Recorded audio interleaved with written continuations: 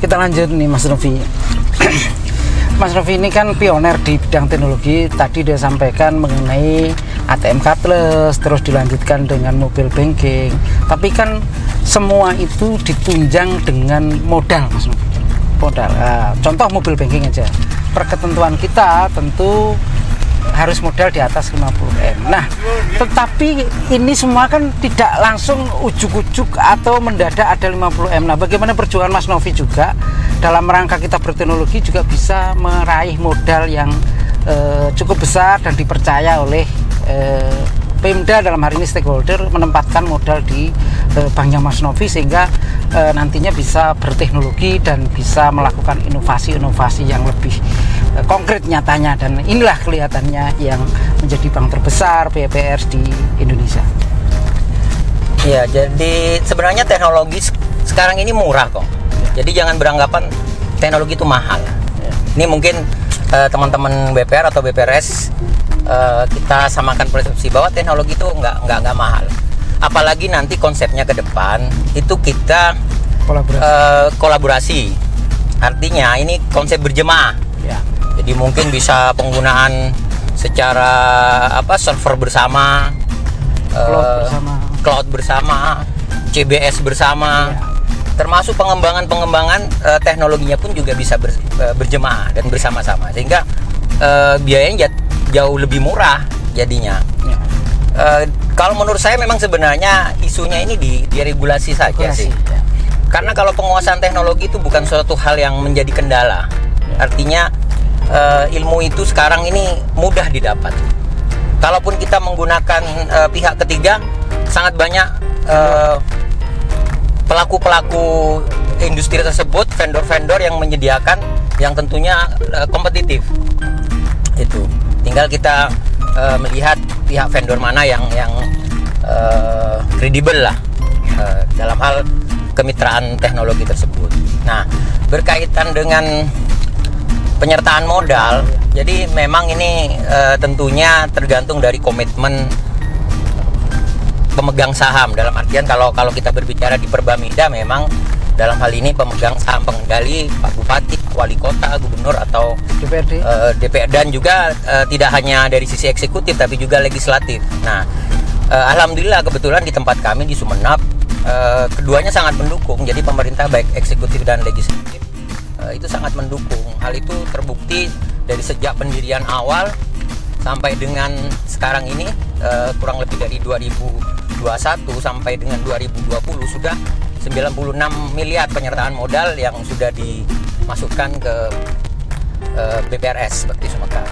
Dan bulan kemarin alhamdulillah kami ada perda baru untuk penyertaan modal, kita ditambah 120 miliar untuk 5 tahun ke depan. Nah,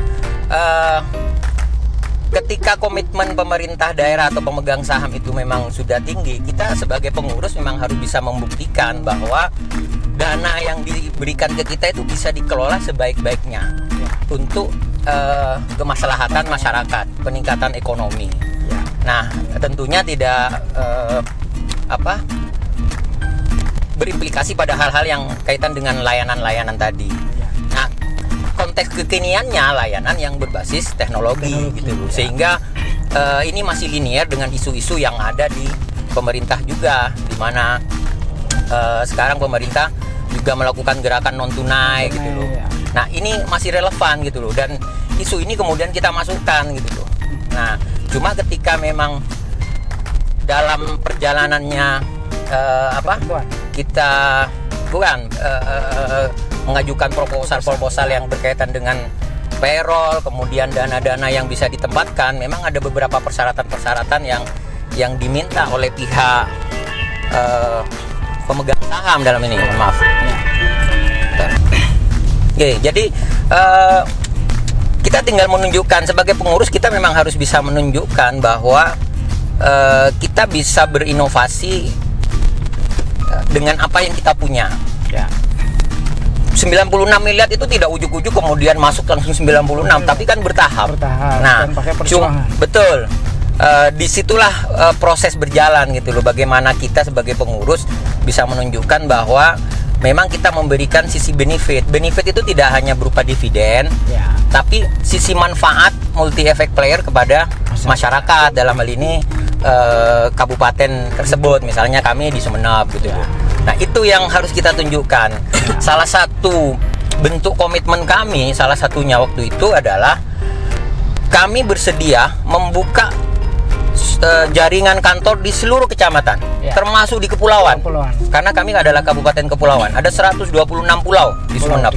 Dan ada 27 kecamatan. 9 kecamatan itu diantaranya adalah kepulauan. Ya. Nah, komitmen kami kepada pemegang saham, kami bersedia membuka di seluruh jaringan tersebut. Itu yang kemudian menjadi entry point sebenarnya, bahwa memang kami sebagai pengurus punya komitmen yang tinggi dalam hal memberikan layanan. Perlu dipahami bahwa Bank Umum pun belum tentu mampu untuk membuka di kecamatan yang 9 Betul, kecamatan tadi. betul, Nah, betul. Karena ada beberapa kecamatan kepulauan itu yang justru Bank Umum tidak ada sama sekali. Ya. Justru kami hadir di situ dan hanya satu-satunya perbankan yang memberikan layanan. Itu yang jadi nilai tambah malah ke kami. Artinya pemerintah baik eksekutif dan legislatif memberikan apresiasinya akhirnya modal ditambah. Ya. Nah, hal yang sama saya rasa teman-teman Perbameda tentunya komitmen itu harus kita tunjukkan kepada pemegang saham. Ya. Dan ada hal lain lagi yang selama ini saya selalu sampaikan kepada pemegang saham, bahwa kita harus menjadi tuan rumah di tempat kita, di kabupaten kita, di kota kita. Karena apa? Karena kita ini adalah anak kandung dari pemerintah kabupaten atau kota. Ya. Jadi sebagai anak kandung maka wajib dong sebagai bapak atau ibunya itu untuk membesarkan kita. Ya. Bagaimana cara membesarkannya? Dengan cara penyertaan modal dan beberapa program-program yang bisa dilalui melalui BPR atau BPRS kita. Nah, itulah yang menjadi kunci kemudian aset kita setiap tahun naik cukup drastis. Alhamdulillah sekarang sudah hampir 1 triliun aset kita. Itu pencapaian yang cukup butuh perjuangan pemirsa. Nah, tadi yang belum mengenai itu Mas. Tadi kan banyak BPR kecil yang tadi tentu diminta untuk komitmen. Mungkin ini berjalan juga nanti ke lobby ke eksekutif maupun legislatif. Tapi perketentuan ini untuk berteknologi itu harus ada modal inilah. Ini menurut pendapat Masnya itu relegasinya atau kita yang mau nggak mau harus tambah modal, ini gimana sebenarnya? Kalau menurut saya keniscayaannya memang harus tambah modal. Ya. Nah, itu tinggal bagaimana pihak pengurus memberikan keyakinan kepada pemegang saham bahwa mereka mampu. Karena kalau kemudian regulasinya mau dirubah, wong itu sudah ketentuan yang mengikat, memang OJK atau yang di atasnya lagi gitu. Jadi tinggal bagaimana pemegang saham mempunyai komitmen ingin membesarkan. Tadi kan kita sampaikan bahwa kita harus jadi tuan rumah. Nah, dan untuk jadi tuan rumah ya kita memang harus menguasai, dan untuk menguasai salah satunya memang modal harus kita miliki gitu loh. Tapi itu kalau menurut saya bukan hal yang sulit ya, dan susah gitu. Tinggal dialokasikan dana sesuai ketentuan tersebut untuk membesarkan BPR atau BPRS-nya yang memang notabene adalah anak kandung itu anak kandung. Ingat loh, kita ini anak kandung, bukan anak tiri, bukan anak tiri atau anak tetangga. Itu yang harus diingat. Anak kandung. Nah, kalau kita punya anak, maka berkewajiban kita membesarkan dan memelihara dan membesarkannya supaya bisa mandiri dan bisa menghasilkan sendiri agar kita mampu untuk berkontribusi kepada. Kalau kemudian bapak kita dalam hal ini pemerintah kabupaten lebih memilih kepada anak tiri atau anak tetangga, nah pasti ada selingkuh tuh. Saya senang seperti itu. Iya. ini ada apa itu? Kenapa nggak anak kandungnya yang dibesarkan? Oke. Nah, itulah penyebabnya bisa menjadi champion, salah satu BPR yang menjadi champion di Madura, di Jawa Timur, bahkan di Indonesia. Dan banyak BPR yang studi banding ke beliaunya, terutama BPR saya. Dan saya dengar juga nih Mas Novi, bahwa Sumeneb juga menjadi mitra daripada BI Jangkar. Nah, ini bisa diceritakan Mas Novi. BI Jangkau. BI Jangkau ya. BI Jangkau ini kan program dari BI di mana BI memiliki kewajiban untuk mendistribusikan uang layak edar dan menarik uang yang tidak layak edar. Nah, kenapa kita kemudian menjadi salah satu mitra utama di BI Kok tidak bank umum? Bank umum juga ikut. Bank umum juga, ya. Bank umum juga, tapi hanya Bank Himbara sama BPD saja. BPD, ya. Yang salah ikut. satu BPR yang Kita satu-satunya loh yang BPR. Se-Indonesia. Kenapa? Karena kita satu-satunya BPRS atau BPR yang memang menjangkau sampai kepulauan-kepulauan di Jawa Timur. Di Jawa Timur. Ya. Itu. Kita ada di Kecamatan Masalembu yang jaraknya itu 18 jam loh perjalanan laut. Di mana di situ nggak ada perbankan lain. Nah, ketika BI mempunyai kewajiban untuk mendistribusikan uang layak edar dan menarik dana uang yang tidak layak edar, itu mitranya memang dengan kami ke sana. Karena kami kemudian bisa menjadi fungsi-fungsi dari kepanjangan tangan dari BI tersebut. Nah, inilah kalau misalnya tidak dimiliki oleh BPR Pemda, yang mana mau BPR lain itu atau bank lain mengemban kewajiban Pemda itu, atau akhirnya kan begitu mengemban akhirnya diberi kepercayaan ke BI, dan itu menunjukkan bahwa memang bank ini layak diberikan tambahan modal terus dan hasilnya membesar. Nah, kita ke topik lain nih Mas Novi, terkait dengan BPR juga menjadi pengelola rekening kas desa pada saat itu ya, atau sampai gimana nih perkembangannya untuk BPR kas? Ya, kita tahu lah. Ya. 2020 menjadi ya istilahnya tahun yang harus kita ingat bersama. BPRS milik Pemda, bahwa ada Permenku yang kemudian membatasi bahwa dana kelola desa itu harus diserahkan kepada bank umum. Nah, ya ini bagaimana ke depannya Mas Novi? Kalau kita sih ya legowo aja lah. Ini gimana lagi, kita nggak bisa protes. Masa kita mau protes kepada Menteri Keuangan? Nggak bisa lah. Ya udah. Cuma dalam hal ini kemudian kita mencari sisi lain yang dimana kita tetap memberikan sisi manfaat.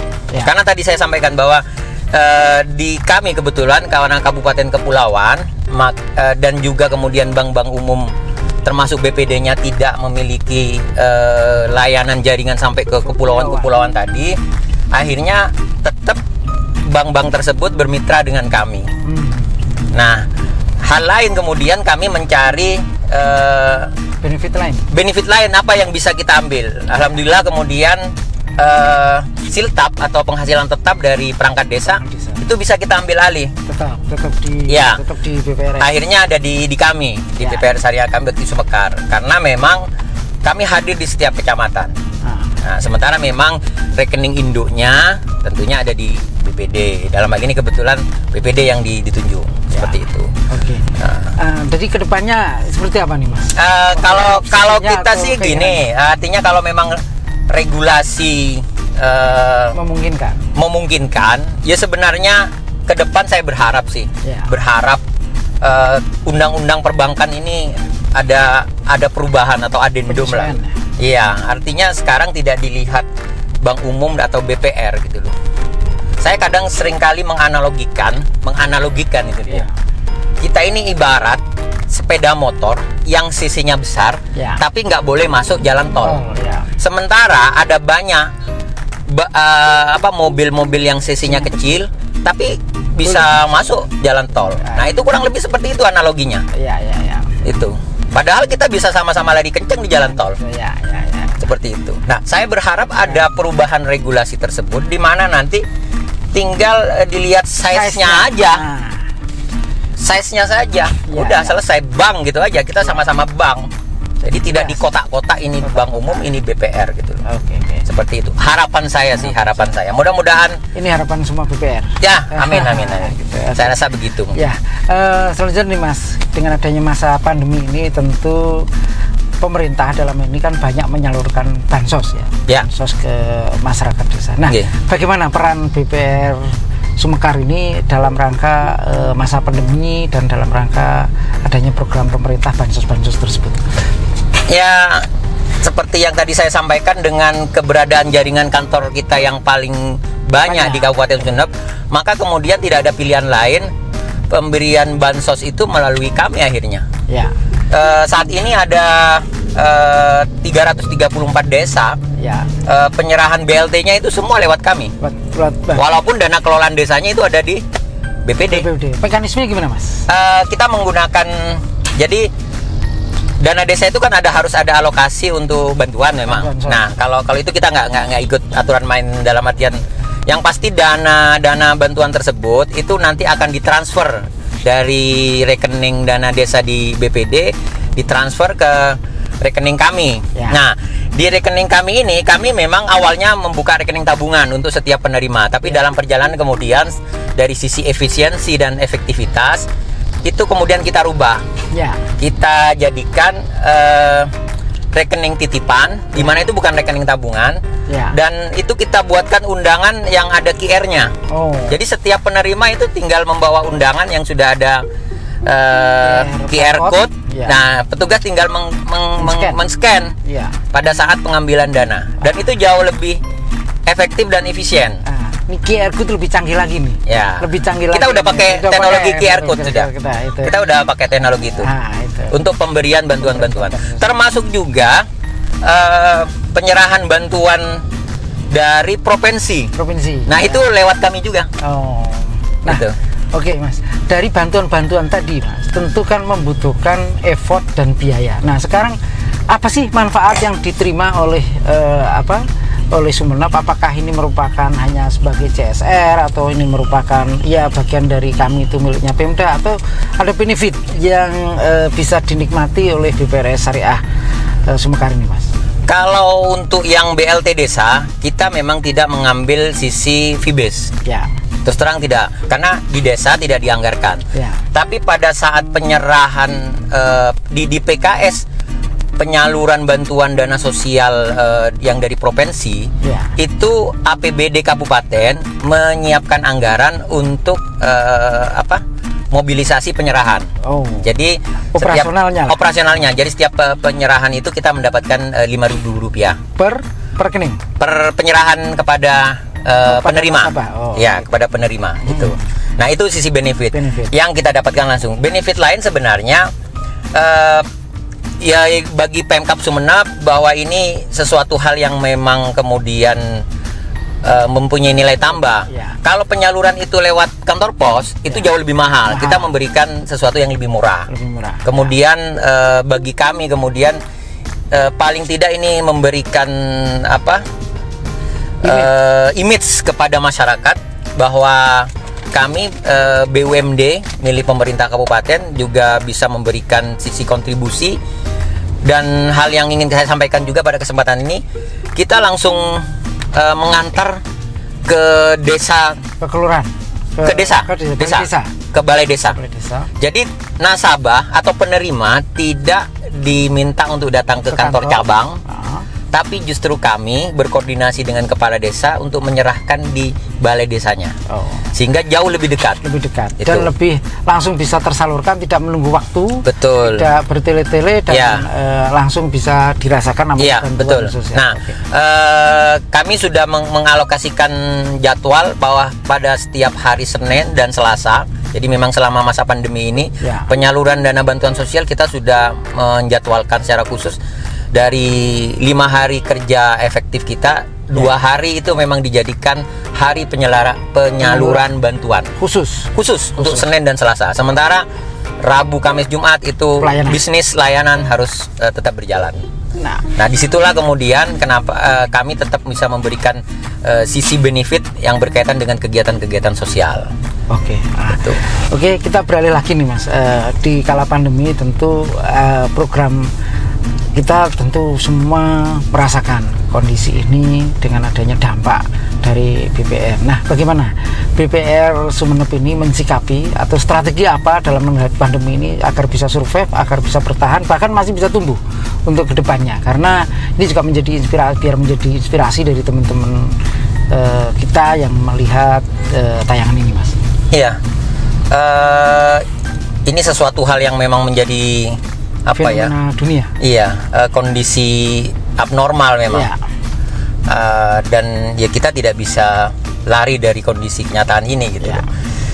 Tapi kita masih bisa mensyukuri karena dari total portofolio pembiayaan kita atau kredit kita yang terlempar ke masyarakat itu 70% masih kita ASN. Dan 30 konsumtif dan 30% yang produktif yang UMKM itu. Sehingga memang yang mengalami kontraksi itu ya yang di 30% tadi. Ya. Dan ya memang tidak semuanya, tapi sudah cukup banyak, ada sekitar hampir 1.200 nasabah debitur yang sudah mengajukan relaksasi dengan total outstanding itu hampir 50 miliar lebih sudah. Iya, ya. Itu. Dan itu cukup menurunkan sisi pendapatan kita. Iya. Itu. Tapi alhamdulillah masih kita syukuri, artinya kita secara operasional, kewajiban kita kepada pihak-pihak, kepada karyawan masih tetap bisa kita penuhi dan tetap masih bisa menyumbang laba lah Ya. dalam ini, walaupun ada penurunan. Memang kita harus melakukan koreksi akhirnya. Koreksi. Ya. Nah, kondisi ini yang kemudian membuat kita berpikir keras bahwa memang bisnis tetap harus tumbuh. Ya. Maka kemudian kita mencari produk-produk apa yang tetap diminati oleh masyarakat dalam kondisi seperti ini. Ya. Physical distancing menjadi sesuatu hal isu yang kemudian men-challenge kami untuk membuat produk yang tanpa orang harus datang ke kantor. Ya. Maka kemudian lahirlah sebuah produk yang berbasis digital, full digital. Kita punya produk tabungan yang namanya tabungan gaul. Ya. Itu dari proses registrasi, Ya. penyetoran, penarikan dan penutupan semuanya paperless. Semuanya serba digital. Itu. Ini pun sudah direkomendasi oleh OJK ya, Mas ya? Sudah, itu malah OJK sangat mengapresiasi dan itu akan menjadi produk nasional malah. Ya. Itu tabungan gaul. Ya. Selain itu kita juga sekarang ada proyek membuat layanan mandiri. Layanan mandiri di mana nasabah untuk membuka tabungan tidak harus datang ke CS walaupun datang ke kantor, tapi bisa swalayan. Bisa melayani sendiri. Ya. Proses-proses layanan perbankan itu. Ya, ada layar sentuh yang kita siapkan. Setiap kantor. Rencana nanti setiap kantor ini, tapi masih dalam proyek. Ya. Nah, saya juga mendengar nih Mas bahwa di BPR Baktis Mekar itu sangat pioner terkait dengan penggadaian yaitu emas. Salah satunya adalah menjadi unggulan pendapatan di BPRS Syariah. Bagaimana dengan pandemi ini? Apakah ada pengaruhnya atau tetap tidak ada masalah atau justru ini meningkat? Nah, gimana nih Mas? Iya, kalau itu sebenarnya trennya sih sama dengan tahun-tahun kemarin. Jadi nggak pengaruh pandemi ya? Iya, sebenarnya nggak terlalu signifikan penurunan itu. Ada sih memang pengaruh, terus terang ada. Ya.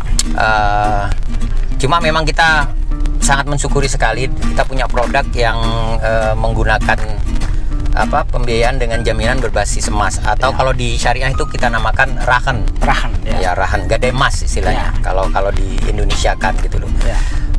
Dari gadai emas kita itu bisa dapat pendapatan setiap bulan 1 miliar lebih per bulan. Sudah bisa menutupi menutup biaya SDM. Sudah bisa menutupi ini pemirsa, ini keunggulan beliau kenapa salah satu menjadi BPR terbesar se-Indonesia ini. Ya. Tapi mungkin untuk teman-teman BPR Konven ya sebenarnya bisa dimodif produk itu dengan kredit dengan agunan emas. Tapi dengan proses yang harus sangat cepat. Hanya 15 menit harus bisa cair. Nah, monggo sebenarnya Pak Afandi ini kan sudah juga menginisiasi ke arah sana juga itu. Produk seperti itu. Itu. Tapi memang saat ini emas kan kondisinya sangat fluktuatif. Ya akhirnya kita tetap harus hati-hati juga dengan kondisi fluktuatif emas yang cukup meningkat drastis itu gitu loh. Karena rasio pembiayaan kita dari kredit yang kita berikan dari anggunan itu kan cukup tinggi gitu loh. Padahal harga bisa saja suatu waktu bisa turun gitu loh. Dan itu bisa menjadi kerugian buat perusahaan gitu loh. Tapi yang ingin saya sampaikan pada kesempatan ini sebenarnya kita sedang menyiapkan satu produk. Itu karena memang sekarang emas menjadi sebuah komoditi investasi yang cukup menarik. Kami saat ini sedang menyiapkan sebuah produk. Sebenarnya ini basisnya adalah safe deposit box. Jadi nasabah sebenarnya itu nitip tapi membeli emasnya ke kita. Gitu. Nah, di syariah itu memang ini bisa hybrid lah istilahnya, produk yang kemudian bisa muncul dari beberapa konsep akad gitu loh. Ya. Jadi nasabah membeli emas ke kita karena kita bisa akad jual beli. Ya. Kemudian setelah dibeli dititipkan ke kita. Ya. Sebenarnya ini hampir sama dengan produk tabungan emas. Tabungan emas. Jadi orang menabung dalam bentuk rupiah, tapi konversinya berupa emas dalam bentuk gram. Ya. Dan harga gramnya itu memang tergantung harga fluktuatif pada hari itu. Pada hari pasar ya. Itu. Nah, ini sedang kita siapkan juga konsepnya. Nah, karena dia menitip, maka dia harus membayar fee penitipan. Ya. Nah, itu kita dapat benefitnya di situ. Ya, okay. Itu. Cuma memang DPK-nya tidak bisa kita olah lagi karena sudah dibeli kan, dijual artinya. Jadi kita ada jual beli itu tadi. Ya. Itu. Oke, Mas. Jadi itu para pemirsa, bahwa inovasi itu terus dilakukan termasuk dalam pandemi tadi, di samping cardless, di samping mobile banking. Ini Mas pun diinovasi oleh beliaunya. Tapi saya sekarang karena waktunya sudah terbatas, closing statement. Ya. Perbincangan kita yang dari tadi nih, Mas. Monggo. Jadi di tengah kondisi pandemi ini memang kita harusnya bergandengan tangan. Ya. Kita sama-sama berjemaah melawan ini. Ya. Nah, apapun itu kita kolaborasikan. Mau kredit dengan konsep sindikasi, ya. Mau teknologi dengan konsep kolaborasi. Ya. Intinya kita harus berjemaah sehingga nanti cost-nya bisa lebih murah. Ya. Dan saya berharap teman-teman yang di bawah Perbarindo atau di Perbamida atau teman-teman BPRS yang di bawah Asbisindo Kompartemen BPRS, konsep berjemaah ini bisa kita konkretkan, dan kita bisa tunjukkan bahwa memang BPR atau BPRS itu bisa bersatu, karena dengan bersatu kita bisa kuat. Seperti itu. Oke, teman-teman sekalian, itu tadi bincang-bincang kami dengan Bapak Dirut BPRS Syariah Bakti Semekar, Bapak Novi Sujatmiko. Saya tidak menyimpulkan, itu sebagai sharing. Kalau baik mau diambil, sekiranya kurang baik mungkin bisa ditambah komen di sini untuk perbaikan kami dan menambah khasanah bagi teman-teman pengelola BPRS Indonesia. Gitu saja. Salam lancar aktiva produksinya. Salam sehat BPR-nya, karena sehat itu yang utama. Bye-bye.